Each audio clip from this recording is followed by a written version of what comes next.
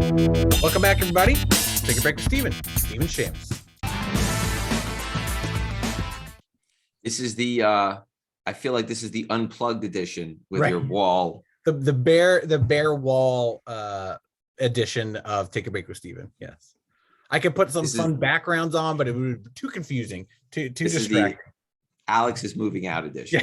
Yeah. Of Take a Break. All right, what do we got, Alex? You can still see all the tacks in the wall. You know how hard it is to take tacks out of the wall? I can't see them. I don't see them, Alex. I'm gonna paint over them, so you don't worry about it. All right, what do we got today? Yeah, we're gonna talk some. We're back. We did a couple little independent stuff, but we're gonna go back to superheroes. We're gonna talk Blight from Batman Beyond.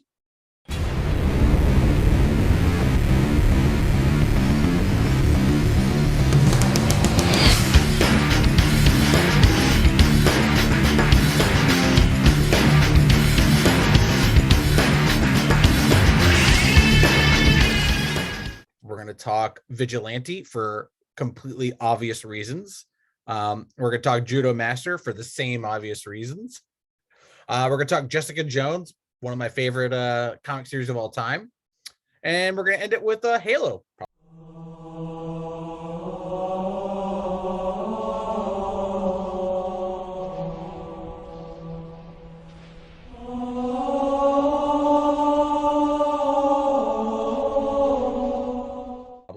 My favorite games of all time. All franchise stuff. Super today. Franchises. Yeah. Franchise stuff. Okay. All right. What do we got first, Alex? Yeah,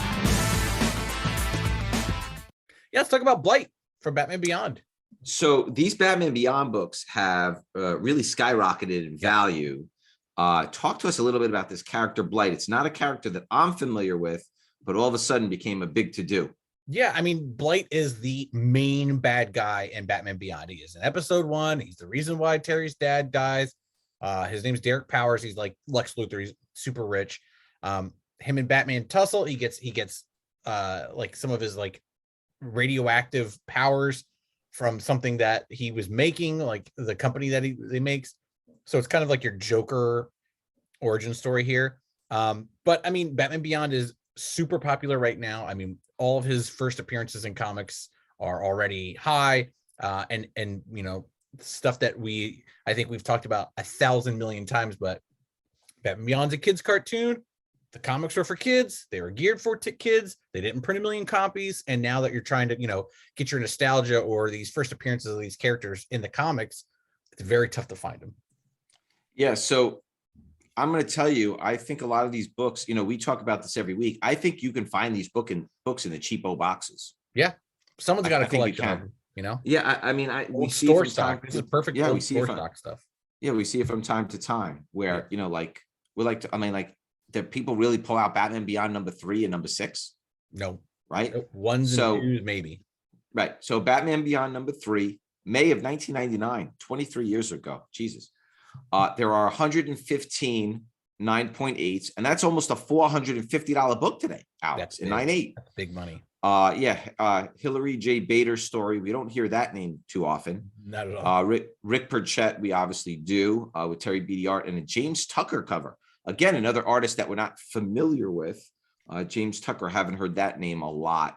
Are you familiar with Hillary or James Tucker? Because we don't really. No, I'm assuming Hillary J. Bader's probably like someone that was doing like writing, scripting for the show.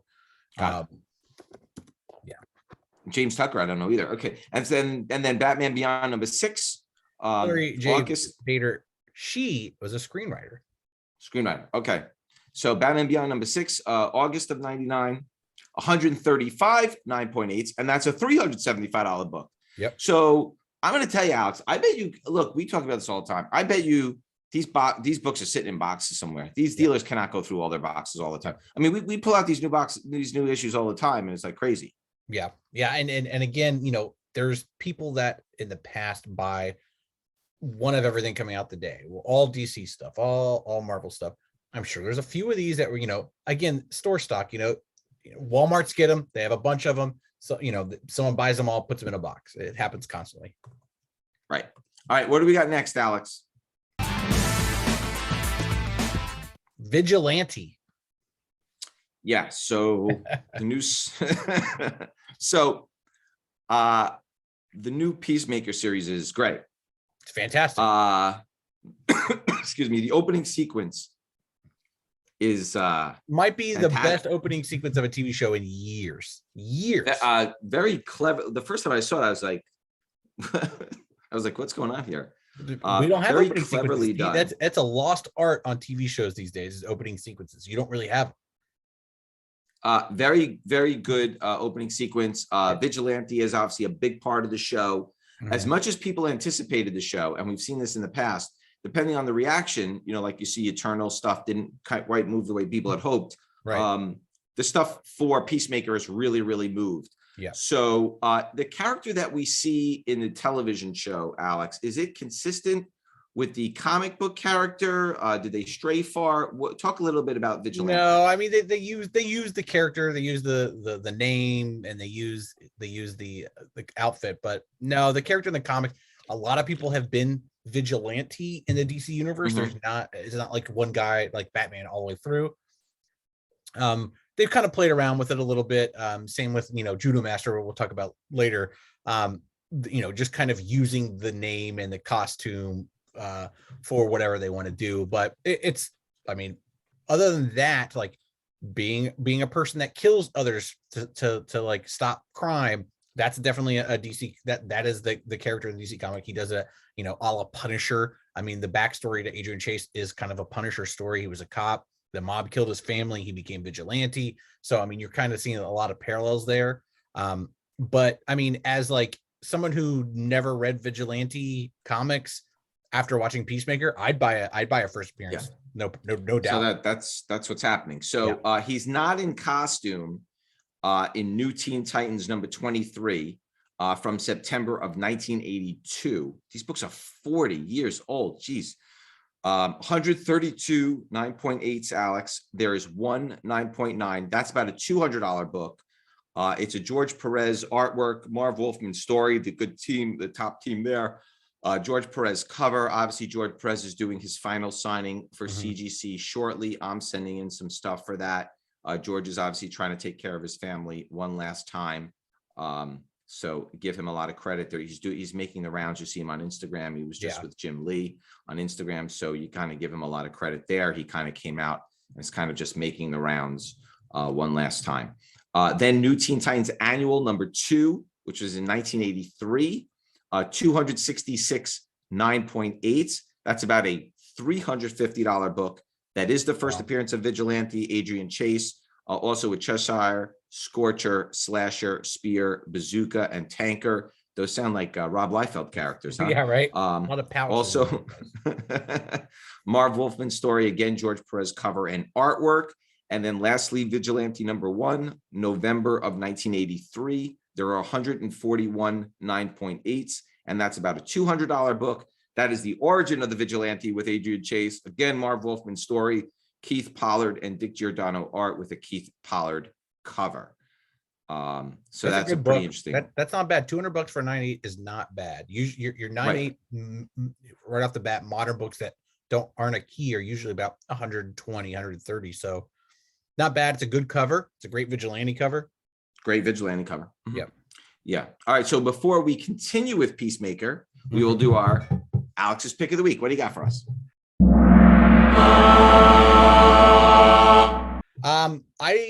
We talk a lot about vintage comics and stuff, and you talk about your days in the comic book store. I talk about my days in the comic book store. One of the things that a buddy of mine gets, he gets people give him their old collections, or they give him stuff they've had for years, whatever. And one of the things that he gets a lot of times is old store promo posters. And I don't think people realize how cool these promo posters are. So like, for example, X-Men promo posters from the 90s, more than likely are going to be Jim Lee art that maybe have used on covers, maybe used on something else. And a lot of these posters, even the Jim Lee ones, you're looking at like $20-$30 for these promo posters. They're hard to find. You get them, you frame them, that's Jim Lee art. And these posters they're more rare than you think.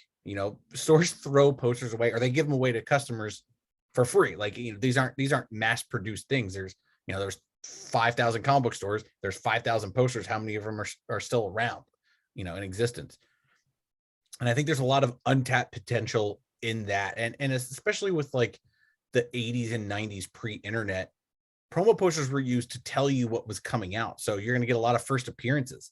You probably get a lot of the cable first appearances were probably in a promo poster. I saw the other day that someone, Gru the Wanderer, his first issue was a promo poster. So I think there's a lot of untapped potential there, and something that is a media item that might have your favorite characters first time the art's ever been seen. So yeah, speaking of the artwork, that Spider-Man Zek piece just sold for 3.3 million. And your promo art back in the day, and I don't remember if it was like Wizard's Greatest Battles or something. There was a piece of art that appeared in Wizard. It was a 2-page spread. I'll try to get a picture of it for you. And my brother Garib had purchased the original art from Jim Lee. It's a 2-page double spread. Wow. And I believe it was either Wolverine and Sabretooth or Wolverine and Punisher. I can't remember which two characters was. This is as good as any cover that Jim has ever done. And it was in the interior, and it was like one of those promo pages in Wizard magazine back in the day. And, the original art attached to some of these things, even though they've never been on covers, is absolutely stunning and phenomenal. I'll try to get you a picture of it. But I would bet that piece, based on the other pieces from that era of Jim's piece, it's got to be a 6-figure piece. Totally. 100%. Absolutely extraordinary. So, funny story. Gab couldn't find the piece for probably over 20 years. It was over 20 years. Couldn't find it. Didn't know what happened to it. Thought it got lost, stolen, misplaced. Who knows? Maybe it got thrown out. Right. Yeah. And after my mom had decided to move, we're cleaning out attics and closets and this and that. And I'm cleaning out a closet downstairs. And there's just a plain Jane manila envelope that's like 11 by 17. It's plain. There's nothing on it. So I take, and it's like stuck in the corner of a closet somewhere. I take it out. I open it up. It's the artwork. Oh, wow. It was lost for 20, it was lost for 20 something years. And I was like, oh my God, I thought I sold it. I thought I lost it. I thought someone took it. Found it. I should get a commission on Crazy. That, by the way. Yeah. Yeah. Okay. You should 100%. Yeah. I know. You found I'm gonna hit him up for that. All right. What do we got next, Alex? Yeah, let's keep this Peacemaker train rolling. Judo Master, who's extremely fun in that show. Yeah, very fun. We caught a glimpse of the Judo Master kicking and slicing and dicing. Doing pretty judo, cool. Yes. Doing judo. What is the connection between the comic one and the TV one? Is it the same thing as Vigilante, where it's different? It is. The original Judo Master is a Hadley Yeager Rip, who is a person who helped. It's a World War II story where a man helps a Japanese soldier's daughter, saves her. The Japanese person in the Pacific teaches him judo, and he becomes Judo Master, et cetera, et cetera. This is a completely different story. Could be a different character. You kind of looking like it's more like the Justice League Quarterly Judo Master, someone of an Asian descent, who knows martial arts. I mean, the costume doesn't look anything like the original Judo Master costume, but it's fun. I love the Charlton characters. And if this is a Charlton TV show with Peacemaker, obviously we should have more Charlton characters. It'd be great to see Blue Beetle. I doubt that's going to happen. But I mean, it's super fun. I'm glad they have Judo Master, just even the name in it, as a bodyguard. Right. So just so that the books really were basically worthless up until last couple of weeks, right? Yeah. So what happened now is, let's go through it. Special War Series number 4, November of 1965. It's about a $75 to $200 raw book, depending on if it's VF or whatever. Right. First appearance of the Judo Master, Hadley Rip Jagger. It was the last issue of the Special War Series. Mm-hmm. Frank McLaughlin story and art, and Joe Gill story. And then we see Judo Master again, number 89, in May, June of 66. That's about a $30 raw book with a 7 total pop. That's the first issue of Judo Master in that series. Yeah. It was formerly titled Gun Master. Right. Okay. Some good original names for Charlton there. Right. And then all these books, Judo Master number 90 to 98 are all $5, $10, $15 books, but you got to find them, right? You got to find them. And you know, they're not easy to find. People The first do not, modern, there's a very niche amount of people that buy Charlton comic books, and they've got all the good stuff. So good luck. right. All right.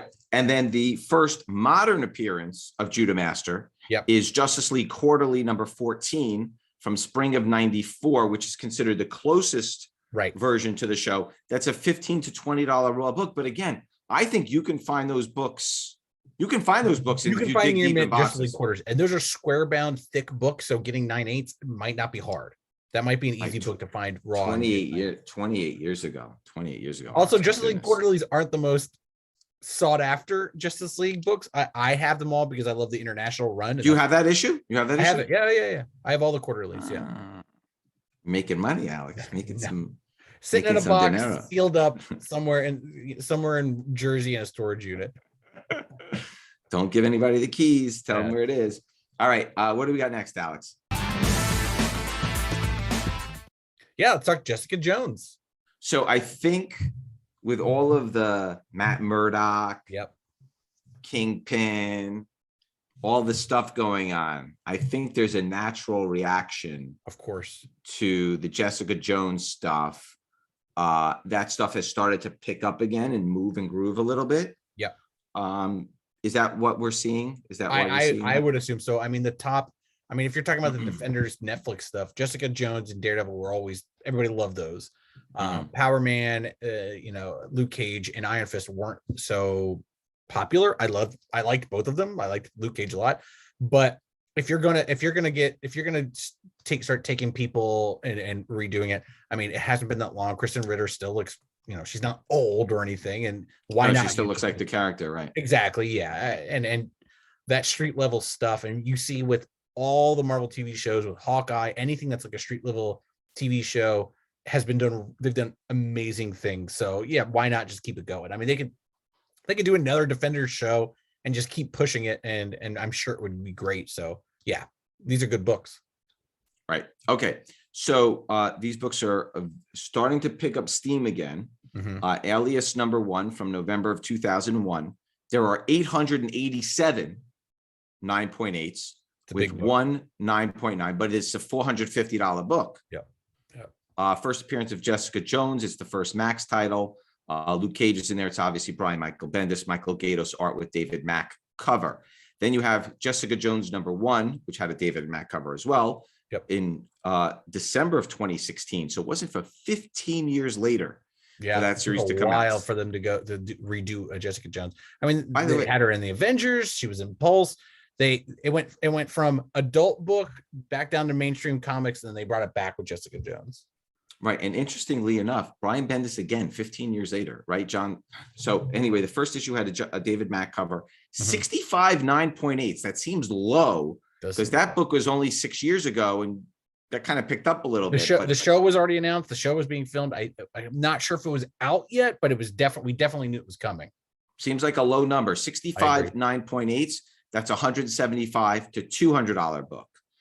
Then there's the Alex Maleev 1 in 50 variant cover. There's only 18 9.8s. That's $125 plus, but $40 to $50 raw. Then there's the David Aja variant cover. There's 11 9.8s. That's about a $15 to $20 raw book. Then there's a Jeff DeCal hip hop variant cover. There we go. There are 21 9.8s, and that's a $40 to $50 raw book. That's the Kevin Gates Isaiah homage cover. Then there's the Jeffrey Vareggi Black Panther 1 in 25 variant cover. There are 4 9.8s. That's a $20 to $25 raw book. That's not more expensive because that is Black Panther on the cover. Which is weird, but yes. Right. They would do that throughout the months there. John Tyler Christopher action figure variant cover. There's only 2 9.8s. That's only a $5 to $10 raw book. Not bad. Then there's the Mike Diodato teaser 1 in 10 variant cover, 17 9.8s. That's about $200, and it's $15 to $20 raw. Then there's the New York Comic Con sketch edition. I could not find any copies raw or graded. There's only 5 9.8s. Wow. Then one of my favorite artists, Saya Om, sketch cover, 5 9.8s, $20 raw. Saya Om, the regular cover, 10 9.8s, $10 to $20 raw. Then there's the Stephanie Hans Fried Pie edition, also shared with Books A Million. Yep. Variant cover. There's 0 9.8s, $15 to $20. So there's a lot of room here if you get these 9.8. Yeah, you start picking up now. Right. Will Sliney Champions variant cover. There's 2 9.8s, $5 to $10 raw. And probably the rarest one is a second print blue logo one. Yeah. There's only 2 9.8s and it's a $12 to $15 raw book. That's a small amount of blue labels. Yeah. So, all right, Alex, what are we closing up with tonight? Yeah, Microsoft's biggest game, I think, as of yet, but Halo. Yeah. So again, I think this is part of the nostalgia. The prices of the video games, the sealed video games, has skyrocketed. The price of the Halo video games has skyrocketed. We talk about this every single week. There's this nostalgia thing, and you know what? I don't know if it's like something new that happens every week. It's just that these books don't come for sale very often, and then they come for sale, they break a record, and then you and I talk about it like, whoa, it's just another nostalgia thing. But quite frankly, people may have been looking for this book for a long time, and then one finally comes up for sale, and then boom, they explode. So talk a little bit about Halo.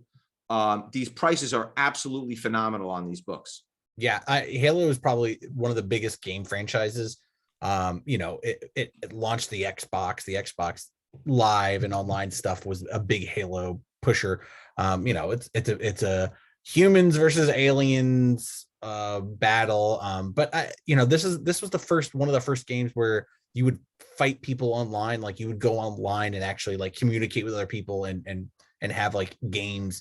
But I mean, the franchise is humongous. They just put another Halo game out. It'll never end. There'll never not be a Halo game for a Microsoft console.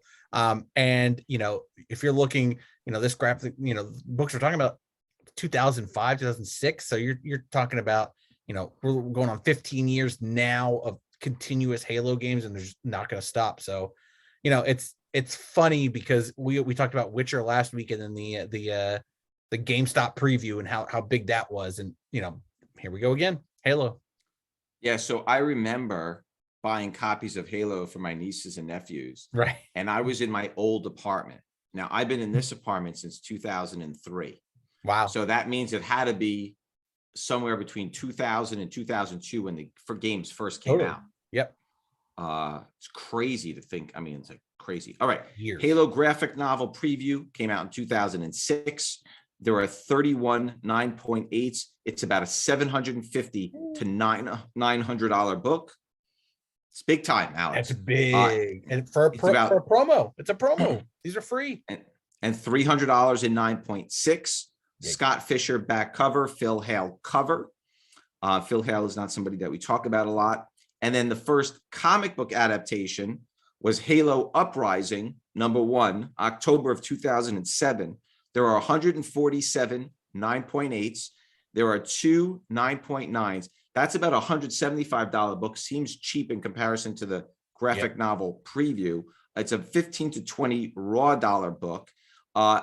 Interestingly enough, written by Brian Michael Bendis with an Alex Maleev cover. Yep. Was not exclusive at the time. He was doing all kinds of stuff. Interesting. All right. Well, we thank everybody for watching today. We appreciate you tuning in. Leave any comments in the field below, and we will see everybody next week. Same bat time, same bat channel. Bye, guys.